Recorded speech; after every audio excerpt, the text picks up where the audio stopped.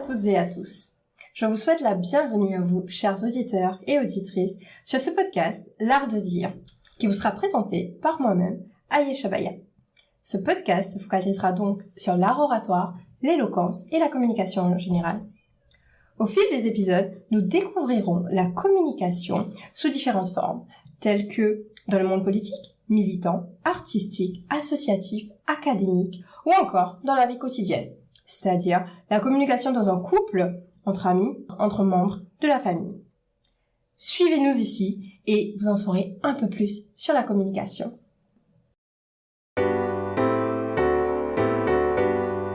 Je suis Aïcha et j'ai décidé de faire ce podcast tout simplement pour sensibiliser et déconstruire toutes les peurs et les vulnérabilités qui peuvent tourner autour de l'éloquence, l'art oratoire. Je me suis imprégnée de la culture de l'art oratoire dès mon plus jeune âge, grâce à des compétitions, des concours de débat et de la narration. Et quand j'étais plus jeune, je réalisais que ça faisait très peur. Mais en même temps, j'étais toute excitée. Je ne savais pas forcément comment faire, comment agir, mais je savais que j'étais admiratrice et fascinée par les personnes qui allaient sur scène.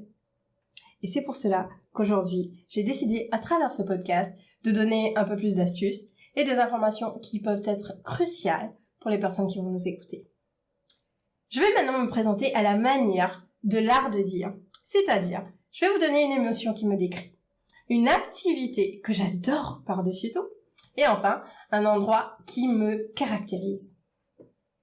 L'émotion serait la joie de vivre. Je suis une éternelle optimiste, donc je pense que la joie me correspond totalement. L'activité serait de lire un bon livre sous le soleil avec ma chienne Nala à côté de moi.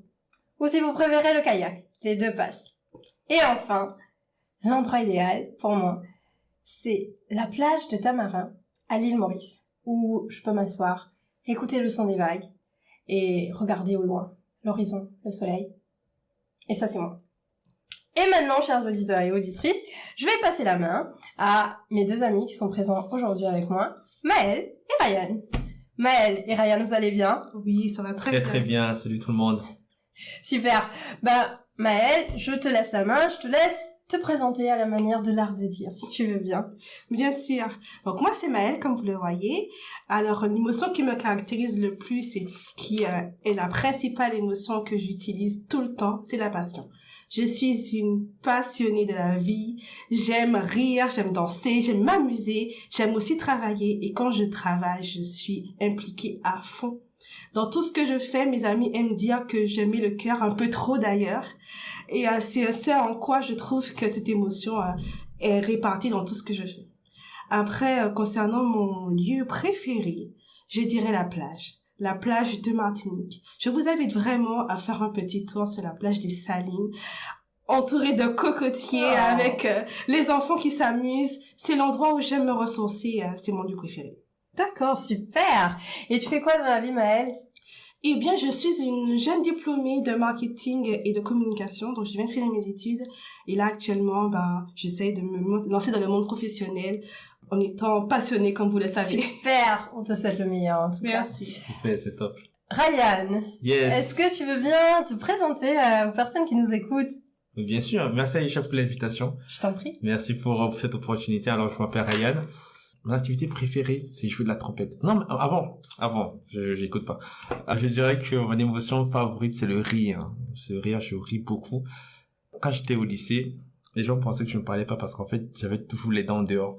Je faisais que rire, en fait. Les gens me demandaient est-ce qu'ils comprenaient même ce qu'on lui dit. Ensuite, je dirais mon activité favorite, c'est la musique, c'est la salsa, précisément. J'aime beaucoup plus écouter de la salsa que danser la salsa, même si je danse beaucoup. Et c'est aussi jouer de la trompette. J'aime beaucoup la trompette parce que ça me fait penser à, c'est à la fois un instrument très mélodieux et aussi qui a beaucoup d'impact, un peu comme la prise en parole en public.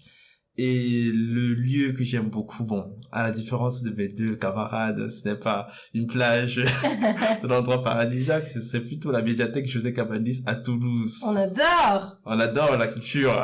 En fait, pourquoi? Parce que au 3e étage de la médiathèque José Cabanis, vous avez le pôle musique et vous avez aussi des vinyles. Et quand vous vous asseyez là-bas et que vous écoutez la musique, vous avez une très belle vue sur Toulouse. la ville rose. Wow. Merci beaucoup, Ryan. Bon, maintenant, chers auditeurs et auditrices, que vous savez un petit peu plus sur nous, nous allons démarrer, nous allons rentrer un peu plus dans le vif du sujet. Maëlle, je vais commencer par toi. Est-ce que tu te rappelles de la première fois où tu as pris la parole devant un petit comité ou un grand auditoire? Oui, parfaitement. Je vous invite même à faire un petit tour à la maternelle ou encore au primaire. Vous vous souvenez de la première fois où votre maîtresse vous demandait de réciter un poème devant toute la classe? Sincèrement, je me rappelle comme si c'était hier parce que j'étais pétrifiée. Ah ouais? Pétrifiée dès le primaire à l'idée d'oublier mon texte. Pétrifiée de l'idée ou de la perte de l'image qu'auront les autres sur moi. Et j'étais très timide à l'époque. Alors bien sûr, j'ai évolué entre-temps. Et après... L'autre événement qui a un peu marqué mes débuts dans la prise de parole en public, ça a été le bac. Où là, on est vraiment évalué au cours de certains cursus de scolaires et où vous devez présenter votre projet ou votre bac de français devant un jury.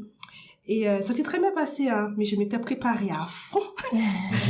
J'avais préparé mon texte, je l'avais enregistré, appris par cœur. Et ça m'a permis de mieux gérer mes émotions parce que je vous assure qu'à l'époque, j'étais très timide.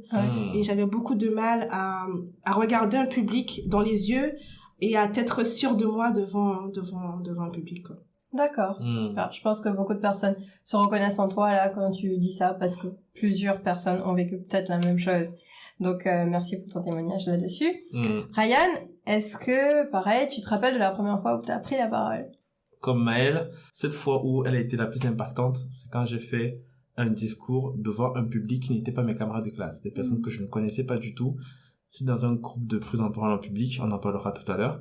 Et c'était pendant l'une des sessions qu'on appelle les sessions de discours improvisés. Donc, on m'avait posé cette question sur les fonds marins.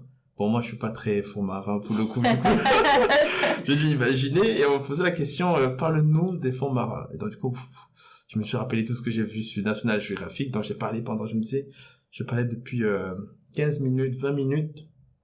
La transpiration, les mains moites, les mains qui tremblent. J'étais vraiment dans mon sujet. Et à la fin du discours, on me dit, mais en fait, Ryan, tu n'as parlé que pendant 15 secondes. Je fais, oh là.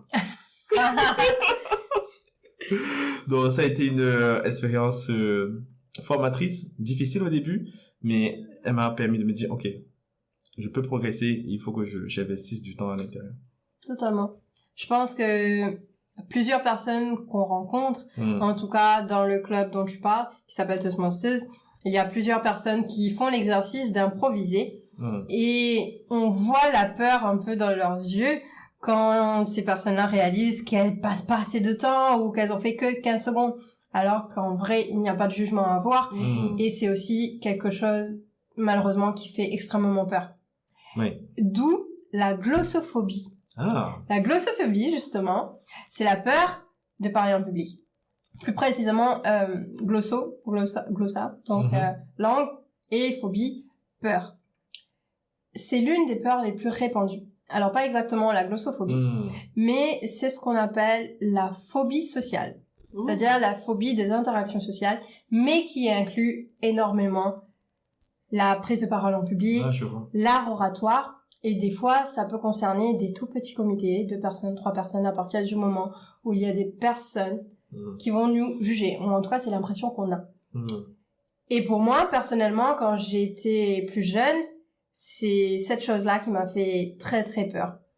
Je n'avais pas peur de parler en soi parce que pour les personnes qui me connaissent disent que je suis très bavarde, mais pour moi c'était la peur du ridicule, c'était la peur du regard de l'autre. Alors que je pouvais avoir très bien travaillé le poème, la chanson, la danse, des fois pour les personnes qui font des pièces de théâtre, le texte, mais j'avais extrêmement peur de ce que les gens diraient à la moindre erreur, aux petites fautes que je pourrais faire. Qu'est-ce que les gens diraient? Je penserais que je suis nulle, ou je pense que les gens penseraient que je suis nulle. Ce qui fait qu'aujourd'hui, l'art oratoire en général a très mauvaise réputation, j'ai envie de dire, parce que pour les gens, c'est compliqué de le faire. On ne laisse pas forcément de la chance à l'art oratoire. Et c'est aussi le but du podcast, de déconstruire ces peurs, ces vulnérabilités. Car je sais qu'il y a malheureusement beaucoup de personnes que j'ai connues au collège et au lycée qui aujourd'hui n'osent toujours pas passer cette étape parce que la peur est trop ancrée. Aujourd'hui, on a trop peur du regard des autres. Et je pense que justement la prise de parole en public peut permettre de dépasser ces peurs. J'ai envie de savoir, dans vos vies, est-ce que vous êtes amené à prendre la parole au quotidien, que ce soit dans le travail ou dans votre vie privée? Ryan, si tu veux bien commencer. Bien sûr. Tu me posais la question et j'ai pensé à quelque chose direct. On s'en rend pas compte, mais je dirais que ce sont des entretiens. Des entretiens en fait d'embauche, des entretiens de stage, tout ça. Pourquoi? Parce qu'en fait, c'est quelque chose dont on a peur. Et donc du coup, la prise en parole en public, elle a cet aspect en fait, elle permet de gagner plus confiance en soi et d'avoir plus d'assurance quand on parle. Et je donne un exemple. Quand je fais des entretiens, c'est que je suis passé de la personne qui avait peur de parler au recruteur ou à la recruteuse parce qu'elle avait peur de se faire juger par le recruteur ou la recruteuse à quelqu'un qui se disait, ok, le recruteur ou la recruteuse, c'est quelqu'un avec qui j'aurai une conversation. Un peu comme un discours préparé ou bien un discours improvisé. Au lieu de parler à une personne en particulier, je parle à un auditoire. Et donc, du coup, cette personne à qui je parle, elle serait intéressée par ce que je vais dire. La prise de parole en public m'a aidé à passer ce cap. Et dans ma vie de tous les jours, dans mon contexte professionnel, en tant que product owner, je suis amené à parler à des équipes, je suis amené à présenter pendant des réunions comment est-ce que nous projetons notre travail à nos partenaires. Et je pense qu'il n'y a que des effets positifs à pratiquer cette activité. Merci beaucoup, Ryan. Avec plaisir. Justement, par rapport à certaines personnes qui ont des profils très techniques ou informatiques, on entend souvent que ce sont des personnes réservées, introverties ou justement timides. Bon, souvent on pense que ce sont des personnes qui ne savent pas parler ou s'exprimer en public. Et là, je trouve que tu es vraiment un très bon exemple parce que justement, t'es dans ce cadre-là et que t'es amené quand même à faire des présentations et à parler. Et ça, c'est très bien parce que je pense qu'à un moment, t'as été obligé de sortir de ta zone de confort. Oui, il faut. Et aujourd'hui, tu le fais avec brio. Merci. Tout à l'heure, justement, tu nous disais, les amis, avant qu'il arrive, qu'il avait fait une superbe présentation et qu'on l'avait même applaudi et félicité. Oui, complètement. Car les gens ne se sont pas endormis, les gens étaient captivés. Et c'est un peu ce qu'on veut. Mais oui. Pouvoir faire passer un message captivant. Et pour revenir rapidement avant de laisser la parole, c'est que longtemps, les ingénieurs sont des profils justement, comme tu disais Ayesha, qui ne parlent pas beaucoup, qui sont assez réservés, donc du coup qui ne sont pas souvent en contact avec le client, mais les ingénieurs, en fait, ont tout à y gagner, en fait, à sortir de leurs ordinateurs, aller voir les clients parce que c'est là-bas que tout se passe. On peut faire le meilleur projet, le meilleur produit qui existe, on peut faire Facebook, mais si personne n'est au courant de son existence, C'est clair. ça ne sert à rien. Donc, sortons et allons porter notre voix. Super. Et ben ça fait une très belle transition pour passer la main à Maëlle, étudiante jusqu'à il y a pas longtemps dans le domaine de la communication et marketing. Totalement. On a tendance à dire qu'un communicant sait communiquer, mais c'est totalement faux. Parce que on n'apprend pas forcément en cours à être en mesure de présenter un pitch devant un client, devant des partenaires. Et ça prend sur le terrain, en fait, la plupart d'entre nous. Et on voit très bien la distinction entre ceux qui sont doués et ceux qui ne le sont pas. À mon avis, il est temps, en fait, d'apprendre et de miser sur soi pour qu'en fait, cette distinction entre les deux profils, ceux qui sont doués ou pas, puisse être vite brisée. Alors, sinon, pour revenir à la question, oui, dans mon quotidien, je suis amenée à prendre la parole, que ce soit dans mon travail, parce que on aura forcément des recommandations stratégiques à présenter devant nos clients, devant notre employé même, puisqu'il faut d'abord convaincre en interne avant d'arriver devant un client. Et si on n'est pas en mesure de se distinguer des autres avec cette capacité de présenter les choses clairement, avec beaucoup d'entrain et d'enthousiasme, on n'a forcément aucune vente. C'est clair. En dehors de ça, je trouve que dans la sphère privée aussi, je suis amenée à prendre la parole. Ça a été un peu compliqué pour moi pendant un certain temps d'avoir à exprimer mes pensées clairement devant mes amis, devant mon entourage, devant mon partenaire. Et ça aussi, ça se travaille. Et je pense que quel que soit le public, hein, que ce soit devant 2 personnes ou 10 personnes, on est tous les jours amenés à prendre la parole, tous les jours amenés à s'exprimer le plus clairement possible. Complètement. Bien sûr. Je suis très heureuse d'ailleurs que tu mentionnes la deuxième partie, qui est la communication dans la sphère privée, parce que souvent aujourd'hui quand on parle de communication, on a tendance à penser que c'est que dans le domaine public, alors que la communication dans la sphère privée est tellement importante et même peut-être totalement destructrice si on ne dit pas les choses correctement. Pour ma part, donc, je suis responsable des ressources humaines et je reste dans une start-up. On n'est pas très nombreux, on est 25. Mais effectivement, depuis le début, j'ai senti qu'une bonne communication était cruciale. Déjà, si j'ai envie de fidéliser les collaborateurs et les collaboratrices avec un message puissant, clair, précis, ça passe plus facilement et j'atteins mon objectif plus rapidement. Mais aussi, pour éviter des conflits, pour éviter des mauvaises interprétations, c'est super utile d'avoir une très bonne communication. Et cela va passer par la structure, par la façon de le dire.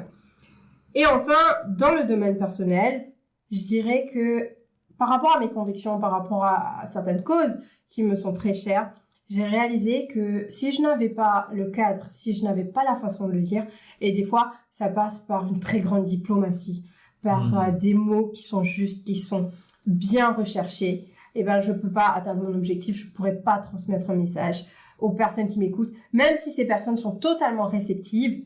Donc c'est très important aujourd'hui pour moi, en tout cas personnellement, d'apprendre à faire un message clair, de pouvoir le dire avec les mots justes, et cela passe par l'éloquence, l'art oratoire et tout ce qui tourne autour de l'art oratoire. Complètement. Voilà.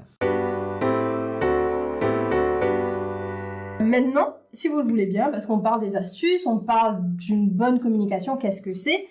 J'aimerais, Ryan, d'abord, que tu nous expliques un peu plus du club dont on parlait. Oui. Parce que, pour information, pour les personnes qui nous écoutent, on fait partie du même club depuis un moment. Et c'est comme ça d'ailleurs que je t'ai rencontré, Ryan. Yes. Donc, je te laisse prendre la parole là-dessus et nous expliquer un peu ce que c'est.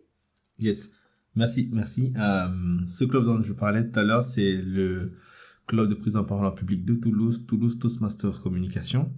Et c'est un club dont le but est d'aider les membres à progresser en prise en parole en public et en leadership. Donc, comment ça se passe dans le club? Les membres sont invités à faire des discours, souvent préparés, souvent improvisés, et à prendre des rôles pendant les réunions. Donc, ils peuvent être évaluateurs des discours, ils peuvent être chronométreurs. En fait, il y a beaucoup de rôles, et tous ces rôles permettent aux membres de savoir tenir aux réunions et aussi de toujours prendre la parole. C'est l'objectif du club, en fait, c'est de faire en sorte que tout le monde puisse prendre la parole à tous les moments de la session. Et il a cet objectif qui est très intéressant pour toute personne, quelle que soit la sphère professionnelle dans laquelle elle évolue, c'est que elle va permettre à cette personne, au travers de la prise en parole en public devant un auditoire qui est bienveillant, de recevoir des outils pour progresser, toujours. De pouvoir aussi recevoir des points d'amélioration qui vont permettre à la personne, de manière incrémentale, tous les jours, de progresser. Alors, la personne ne va pas s'en rendre compte au début, mais au bout d'un an, ce sont l'auditoire qui vont se rendre compte que, mais en fait, cette personne a énormément progressé.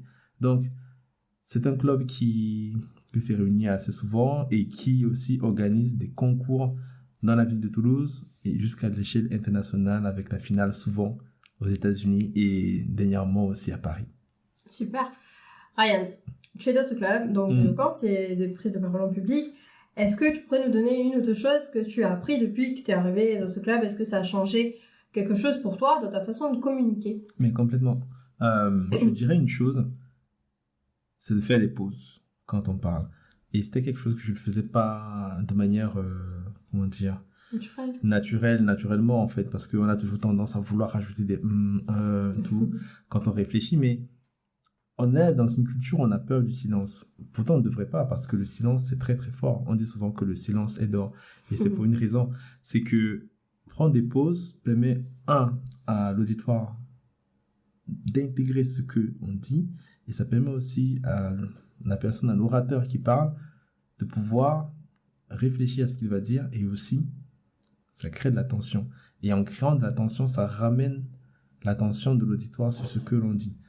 La deuxième chose que je dirais qui m'a beaucoup aidé à travers ce club, c'est incarner la posture de la personne qui donne un discours. C'est-à-dire que quand on prend un discours, quand on fait un discours, on assume et on prend la responsabilité de ce que l'on a à dire.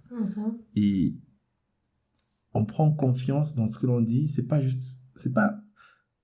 comme si en fait on subissait d'être devant des personnes. C'est que si on est devant ces personnes, c'est qu'on a quelque chose d'important à dire. Et le faire constamment permet aussi de se convaincre que finalement on a des choses importantes à dire. Il y a des gens qui nous écoutent. Donc, ça c'est la deuxième chose. Ça m'a beaucoup aidé dans ma confiance en moi, on va dire. Et aussi dans la stature que je prends quand j'interviens dans mes discours. Et la troisième chose... Ah, il y avait une troisième chose. Évidemment, il y a une troisième chose. La règle des trois, toi-même, tu sais. Dis-nous tout. Je vous dis tout.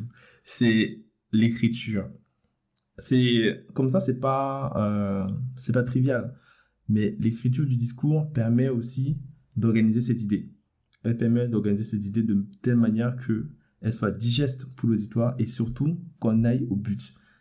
Elle nous permet aussi de prendre du recul par rapport à ce qu'on va dire et permettre à notre auditoire d'être accompagné un peu comme le petit poussé, vous savez. On le tient par la main, l'auditoire, et on lui dit « c'est là que je veux t'emmener et je veux que tu vois ça et c'est très beau ». Waouh. Merci beaucoup, Ryan. Maëlle, je te pose pas exactement la même question parce que tu n'es pas membre de ce club. Mais par contre, ce qui peut être très intéressant pour les personnes qui nous écoutent, c'est de savoir, vu que toi, tu as terminé ton école dans la communication et le marketing, est-ce qu'à un moment pendant tes études, vous avez vraiment travaillé sur de la communication orale? Ou est-ce qu'à un moment, tu as ressenti l'intérêt directement ou le besoin de le faire? Oui, exactement. Alors, je me suis rendu compte que parler en public n'était pas donné à tout le monde. Et me concernant, j'étais loin de penser que je le ferais un jour. Et en cours, je n'ai pas de formation pour apprendre à construire mon discours, pour être en mesure de tout simplement présenter les choses le plus agréablement possible pour que je sois à l'aise devant un public. Bon, c'est vrai qu'on a des cours sur comment faire une belle présentation pour PowerPoint, des trucs comme ça, Canva, mais en dehors de ça, seul devant un public, seul dans le monde professionnel, on est démunis et la confiance en soi n'est pas acquise si on n'est pas aidé. Et je crois et je suis persuadée que quand on est entouré des personnes qui vous amènent à progresser, eh bien on y arrive plus facilement. Et dans le cas de Toastmaster, puisque je le découvre avec vous, avant de vous avoir rencontré, je n'avais aucun intérêt pour ce type de club. Non mais vraiment, pour moi c'était juste des personnes peu bobos qui se rencontrent, qui veulent juste montrer qu'ils savent parler en public et dire des choses bien, un peu dans le monde de la politique. Des choses intelligentes, oui, je vois ce que tu veux dire. Et en dehors de ça, je n'avais aucun intérêt pour ça. J'ai dit, bon, mais moi, j'ai pas trop grand chose à dire, donc pourquoi je me mettrais dans un type de club? Mais c'est en vous écoutant parler, en voyant votre progression, que je me suis rendu compte que ce travail, je dois le faire aussi sur moi. Une fois que je suis venue la première fois dans le club de Toastmaster, et que je me suis rendu compte que en dehors du cadre que j'aurais préparé avec un discours tout fait, j'étais complètement paralysée. Et la spontanéité d'un discours improvisé, je ne l'ai pas du tout. Si je suis devant un public et que je n'ai pas écrit mon discours au mot près, moi, l'improvisation, c'est pas mon truc du tout. Donc, en dehors de ça, je crois qu'il faut travailler sur sa spontanéité, qu'il faut travailler sur sa capacité de s'adapter à toute situation, et la prise de parole en public nous permet de faire ça. Bien sûr. Merci Maëlle. Effectivement, il n'y a pas beaucoup de personnes qui savent qu'il y a ce genre de club, ce genre d'association qui existe. Personnellement, je l'ai découverte quand j'étais étudiante, mais à travers une conférence. Donc c'est à ce moment que j'ai découvert ce club, mais je pense que ce type de club aurait un impact monstrueux sur les étudiants, sur les lycéens, mais même sur tout le monde qui en aurait besoin, en fait, qui ressentirait le besoin. Et c'est extrêmement crucial, je l'ai dit plusieurs fois, mais je le redis. Mais c'est important. Extrêmement important aujourd'hui, avec tout ce qui se passe, avec des personnes qui ont des convictions et des messages importants à apporter et partager. C'est crucial de pouvoir transmettre ce message. Si j'avais quelque chose à préciser, ce serait de dire de ne pas attendre d'être à un certain niveau ou d'espérer avoir construit un courant de pensée précis pour décider de travailler sur sa prise de parole en public. Quel que soit son métier, quel que soit ce que vous faites dans la vie, je crois que dès lors que vous vous rendez compte que vous avez du mal à être à l'aise avec vous-même, que vous avez du mal à être à l'aise avec l'idée que l'on a de vous, votre confiance en vous, devra être travaillée. Et c'est le travail de tous les jours. Totalement, je suis entièrement d'accord avec toi, Maëlle. Pour ma part, je suis arrivée à Toastmasters en 2016. Comme je le disais, j'ai jamais été trop timide, j'ai pas trop de problèmes à me mettre en avant sur une scène, mais ce qui me bloquait, c'était la peur du ridicule, la peur des autres. Et à travers Toastmasters, j'ai pu bien travailler cette partie, mais quand je suis arrivée, je faisais beaucoup de... Je sais pas si vous voyez le petit son des tics de langage que j'avais souvent à l'époque. Et surtout, quand des fois je pouvais m'emporter ou que j'étais trop passionnée par un sujet, on va dire le féminisme, je tapais des pieds, je pouvais lever le ton, hausser la voix. Et ce sont des choses qui, malheureusement, quand vous commencez à agir ou à avoir ce genre d'attitude, votre public se bloque, n'est plus du tout réceptif. Donc, ce sont des petites choses que j'ai apprises. Et surtout, entre la variété vocale, la posture à avoir, la structure de discours, Ryan, tu en as parlé, comment captiver son public, ce sont toutes là des choses que j'ai pu apprendre. Et je pense, toi, pareil, Ryan, et Maëlle, si un jour tu nous rejoins aussi, tu apprendras, ça se fait au fur et à mesure. Et comme tu disais, c'est un travail de tous les jours. On ne lâche pas, on n'abandonne pas, même si on a peur, même si on a l'impression qu'on va tomber, qu'on fait des erreurs, on ne lâche pas. L'art oratoire est devenu primordial dans toutes les sphères. On en a parlé un peu, la sphère privée, la sphère publique. Mais est-ce que pour vous, personnellement, est-ce qu'il y aurait un domaine qui vous toucherait particulièrement où vous pensez que l'éloquence pourrait être bénéfique? Ryan, si tu as envie de commencer. La première chose qui me vient à l'esprit, c'est le politique. Bon, c'est pas un podcast politique, mais je considère que le politique, c'est quelque chose dont tout citoyen doit se saisir. Et aussi, le politique, ça permet, à travers la prise en parole en public, de définir et de partager ses idéaux et ses idées. De partager pour qu'on puisse en débattre. Donc, ça permet aussi de parler de ce qui nous tient à cœur. C'est quelque chose, ça peut être l'écologie, ça peut être le travail, ça peut être quel que soit le domaine de qui vous tient à cœur. C'est important à travers la prise en parole en public de le partager aux autres. Je dirais aussi la sphère du travail, parce que malheureusement, il y a parmi nos collègues de nombreuses personnes qui ont peur de dire ce qui tient à ce qui est important pour eux. Ça peut être une augmentation, ça peut être de vouloir changer de travail. Mais ça va les bloquer parce que il faut incarner ce que l'on veut demander. Il faut aller chercher en fait ce que l'on veut demander. Et du coup, souvent, on ne sait pas comment le faire. On ne sait pas comment le faire ou du moins, on n'a pas les moyens de le faire et on est bloqué. Donc, du coup, on se dit, ah non, finalement, je ne vais pas le demander et on va rester dans cette routine-là.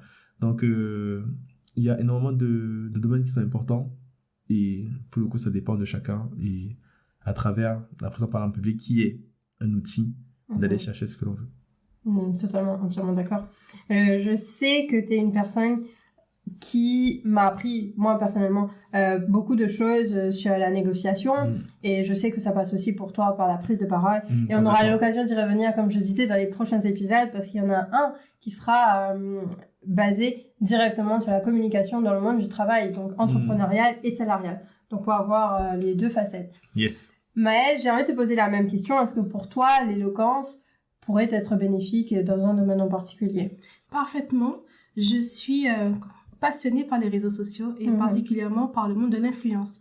Et pour être une influenceuse impactante, il m'a fallu, par exemple, commencer à mettre ma voix sur des vidéos, à me montrer devant une caméra, et ça n'a pas été forcément chose facile. Et une fois qu'on se rend compte de la pertinence d'être à l'aise avec son corps, avec sa position sur les réseaux, et d'être en mesure d'être impactant sur le web, on se rend compte qu'il faut travailler sur sa prise de parole, sur sa capacité à parler le plus clairement possible avec une voix attractive et alléchante, comme on dit. Oui. Donc oui, même sur les réseaux sociaux, il est important pour chacun de travailler dessus. Et on distingue très vite une influenceuse qui s'y connaît, qui est à l'aise, et une qui ne l'est pas du tout. Donc on vous suivra pas si vous êtes nul. Bien sûr, totalement. Je répondrai aussi à cette question parce que je la trouve personnellement très intéressante. Pour moi, l'éloquence est important dans le domaine militant, associatif. C'est-à-dire que je veux pouvoir m'exprimer clairement. Je veux pouvoir véhiculer des messages à des publics qui sont justement pas réceptifs ou qui sont pas conscients de la problématique. Et je sais que c'est pas une chose facile, et justement la prise de parole en public peut m'aider à le faire. Je vais donner un exemple, peut-être que certaines personnes se sentiront concernées. Le féminisme. Le féminisme a déjà très mauvaise réputation. Avant même de dire que vous êtes féministe, si vous utilisez juste le terme féministe, on pense déjà aux extrêmes. On pense déjà, ah là là, c'est une fille qui n'aime pas les hommes. C'est une personne qui est aigrie. C'est une personne qui n'a rien compris. Elle veut juste la supériorité des femmes par rapport aux hommes. Donc il y a beaucoup de stéréotypes, beaucoup de préjugés. Et j'ai des combats, comme tout le monde. Et pour moi, mes combats vont passer aussi par le militantisme avec la parole, avec des messages, avec la sensibilisation. Je crois extrêmement dans la force de la déconstruction et de la sensibilisation, d'où aussi ce podcast, parce que je pense que tout le monde a la capacité de transmettre des beaux messages captivants, engageants, militants. Mais il faut savoir partager ce message. J'ai eu le déclic au moment où Barack Obama était devenu président aux États-Unis et que Michelle Obama est arrivée sur la scène politique. Et malheureusement, dans ses très beaux discours, les médias l'ont peinte comme une femme qu'on dit en anglais the angry black woman. Yeah, I know that. Yeah. Yes, la femme noire en colère, alors qu'elle avait des messages puissants et tout ce qu'on voyait, c'était la femme noire en colère. Et du coup, ça a gâché tout le contenu, personne n'a été réceptif. Et elle raconte elle-même qu'elle a commencé à travailler sur la communication. Elle s'est entourée de professionnels, elle a appris comment faire passer un message et ça va être avec l'attitude, avec le sourire, ça va être avec les mots qu'on choisit et c'est extrêmement important. Pour moi, ça a été aussi un déclic et aujourd'hui, j'ai vraiment envie de faire passer certains messages, mais en ayant les mots justes, en sachant m'exprimer. Et dans différents domaines, je pense que ça peut être applicable à beaucoup de personnes. Complètement. On arrive bientôt à la fin, évidemment, de ce podcast. J'ai envie de vous poser la question suivante. Si vous aviez un conseil à donner aux personnes qui nous écoutent, quel serait ce conseil? Maëlle? Je dirais qu'il faudrait vous entourer des personnes inspirantes. Sans vous avoir rencontré, je n'aurais jamais l'idée que ce type de travail sur soi était possible, imaginable. Ça ne m'aurait même pas traversé l'esprit. Et je crois que s'entourer de personnes qui ont envie de plus, qui vous amènent à progresser et à vous améliorer, est la clé pour espérer et entrevoir une meilleure qualité de vie, une meilleure estime de soi, une meilleure appropriation de sa personne. Et ben ça, c'est un peu grâce à vous, donc merci déjà. Oh, merci, Maëlle. Merci. Ryan, est-ce que tu as un conseil que tu pourrais donner aux personnes qui nous écoutent? Ce qui me vient tout de suite, c'est essayer. C'est essayer. Souvent, j'ai dit souvent une chose. Je pense à Yesha qui sourit, j'ai dit c'est mieux que ce soit fait que ce ne soit parfait. Totalement. Et nous avons tous quelque chose à partager au monde. Et je pense que chacun, en fait, a sa contribution à apporter au genre humain, indifféremment de ses compétences, de s'il est bon, s'il est suffisamment bon et tout ça. La personne elle-même ne peut pas le savoir. Et sa contribution est toujours la bienvenue parce que elle a cette chose qui est unique, c'est qu'elle dépend que de cette personne. Il n'y a pas une autre personne sur cette terre, sur les 7 milliards de personnes que nous sommes, il n'y a pas une autre personne sur cette terre qui a la même expérience que vous. Donc, essayez. Et si vous voulez partager ce chant que vous travaillez chez vous, chantez. Si vous voulez partager ce solo de piano que vous faites chez vous, partagez. Merci, c'est très beau tout ce que vous nous conseillez et j'espère que les personnes en seront un peu plus inspirées et motivées. De mon côté, je dirais à peu près la même chose que toi, Ryan. En tout cas, dans le domaine de l'art oratoire, c'est de ne pas trop réfléchir. Une personne à un moment m'avait donné une idée, c'était quand on cite ton nom, quand on pose une question, Lève la main, réfléchis pas à plus de 3 secondes. À partir du moment où tu réfléchis à plus de 3 secondes, tu n'iras jamais. Tu vas trop réfléchir, tu vas penser à est-ce que tu es bien habillé, est-ce que tu sauras quoi dire, et tu le feras jamais. Donc, ne réfléchis pas trop, vas-y, fonce, ou sinon, vas-y tout doucement, graduellement. Fais ce qu'on dit, des baby steps. Pense à une improvisation de 30 secondes, fais-la. Si tu peux pas aller jusqu'à 2 minutes, ce n'est pas grave. Fais un discours de 30 secondes. Si tu peux pas aller plus, ce n'est pas grave. Petit à petit, tu t'amélioreras de toute façon. C'est très puissant, ça, j'aime beaucoup. Ouais. En tout cas, merci à vous deux d'avoir participé à ce podcast. Merci aux personnes qui nous écoutent, évidemment. Mais on a une petite surprise. J'adore la surprise. C'est Noël. C'est Noël, effectivement. Pour nos auditeurs et auditrices, si ils et elles veulent bien jouer à ce petit jeu, c'est un exercice d'articulation qu'on appelle vire-langue. Donc, je vais vous proposer une petite phrase. Et si jamais, chez vous, ou dans le métro, dans le train, vous avez envie de vous amuser à le dire, ce sera votre défi du jour. Bah déjà, je laisserai Maëlle ou Ryan, ou les deux, d'ailleurs, faire la phrase et on verra ce que ça donne. Alors, le défi du jour sera donc de pouvoir dire cette phrase en articulant et le plus rapidement possible. Je vous donne la phrase. Tu t'entêtes à tout tenter, tu t'uses et tu te tues à tout t'entêter. Je le refais si vous voulez. Je vais vous le montrer. Tu t'entêtes à tout tenter, tu t'uses et tu te tues à tout t'entêter. Ok. Ryan, est-ce que tu veux tenter? Est-ce que je peux la faire en lisant ou bien je la fais comme ça? Tu peux la faire en lisant. Ok, merci. Tu t'entêtes à tout tenter, tu t'uses et tu te tues à tout tenter. Merci Ryan. J'essaie. Alors, bon. Tu t'entêtes à tout tenter, tu t'uses et tu te tues à tout t'entêter. Bien joué. C'est vrai, c'est t'entêter. Moi, j'ai dit tenter. Bien joué. Je pense qu'on a une gagnante. Mais Ryan a été plus rapide, mais Maëlle a mieux articulé.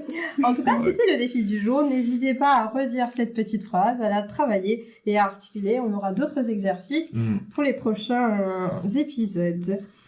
Encore une fois, merci à toutes les personnes qui nous écoutent. Merci à toi Maëlle, merci à toi Ryan. Merci beaucoup pour l'invitation, merci à vous. Encore une fois, on vous remercie d'être resté jusqu'au bout de ce podcast. On vous souhaite une bonne journée, bonne soirée, où que vous soyez. Profitez-en et à très bientôt. Bye bye, à très bientôt.